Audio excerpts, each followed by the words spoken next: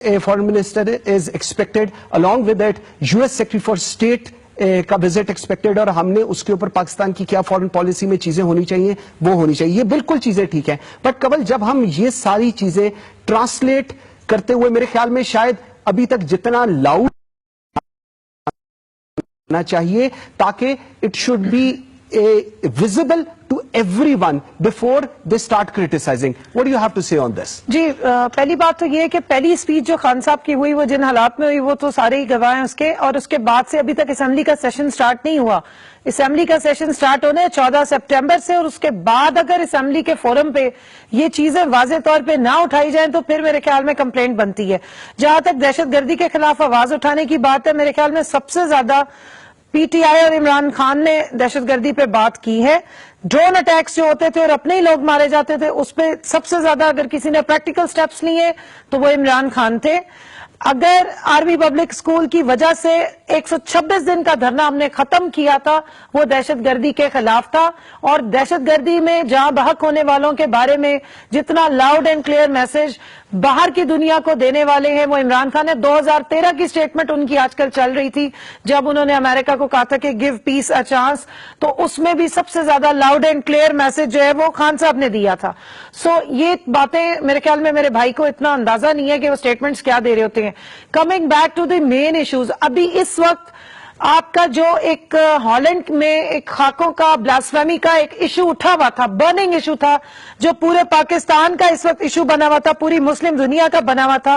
میرے خیال میں سب سے زیادہ اگر اس کو صحیح طریقے سے ہینڈل کیا گیا ہے تو وہ پاکستان کی حکومت کی طرف سے کیا گیا ہے. اور اس سلسلے میں ہمارے وزیر اعظم نے سینٹ میں جا کے 2 دفعہ تقریر کی, 2 ہماری اسمبلی جو پنجاب کی اور کے پی کی سے قرارداد منظور کی, قومی اسمبلی سے پہلے دن قرارداد منظور کی گئی, اور وہ معاملہ اتنا سفارتی لیول پہ اٹھایا گیا کہ آج وہ دیکھ لیں کہ وہ خاکوں کا جو ایک وہ نعوذ باللہ انہوں نے کنٹیسٹ کرانا تھا اس کو ختم کیا گیا یا اس کو روک دیا گیا.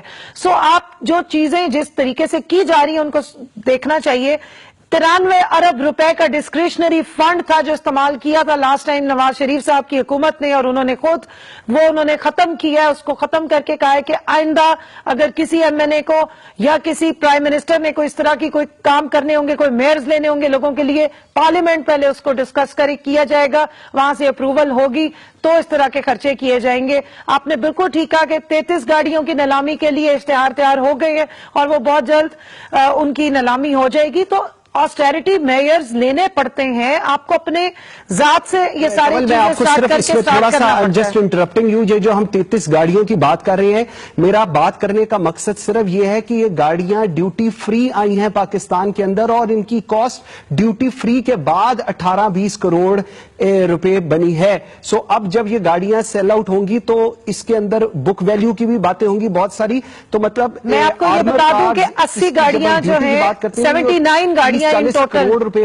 پر کار, 79 گاڑیاں ان ٹوٹل جو ہیں ان کو بیچنے کا یا ان کو نیلام کرنے کا ہے جی.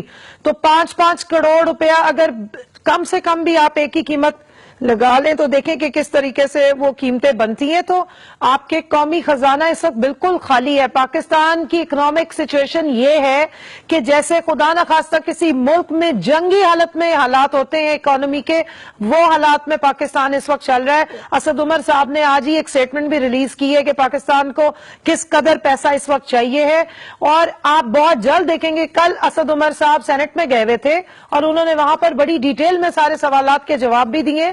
اس سے پہلے فواد چودھری صاحب بھی سینٹ میں گئے ہیں, اور جتنے منسٹرز ہیں, ہیلتھ منسٹر بھی وہاں گئے ہیں, جو لاء کے ایڈوائزر ہیں ہمارے بابر اعوان صاحب بھی. تو آپ اگر میرے خیال میں ایوان کی جو ایوان بالا کی اس وقت چل رہی ہیں سیشنز, ان کو بھی فالو کریں, اور کچھ دنوں میں جب قومی اسمبلی کے اجلاس سٹارٹ ہوں گے ان کو بھی غور سے سنیں دیکھیں, اور کیبنٹ کی میٹنگ کے جو منٹس آ رہے ہیں آپ کو اندازہ ہوگا کہ حکومت یا پاکستان کی جو لیڈرشپ ہے اس وقت وہ کس ڈائریکشن میں موو کر رہی ہے. اور میرا خیال ہے کہ میڈیا کو اس پر فوکس کرنا چاہیے تاکہ لوگ جو ہیں وہ ڈسہارٹ نہ ہوں. پالیٹکس کی بات کرتے ہیں.